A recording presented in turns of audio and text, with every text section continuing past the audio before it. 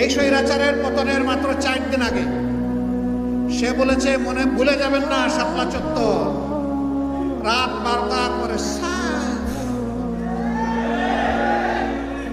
এইভাবে উপবাস করে বলে নাই? কি সাফ করেছিল?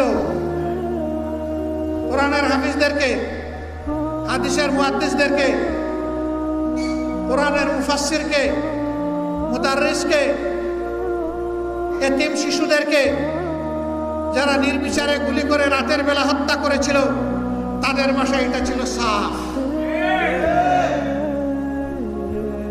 কতজন বনি আদমকে হত্যা করা হয়েছে আজও জাতি জানতে পারলো না, জানতে দেওয়া হলো না। তার আগে তাদের অপকর্ম আমরা লক্ষ্য করেছি। ক্ষমতায় বসার মাত্র 2 মাসও হয় নাই, 2009 সালের 10 জানুয়ারি তারা ক্ষমতায় বসেছিল, আর 26 এবং 27 ফেব্রুয়ারি পিলখানায় তারা এরকম আরেকটা সাফ করেছিল। 57 জন চৌকস দেশপ্রেমিক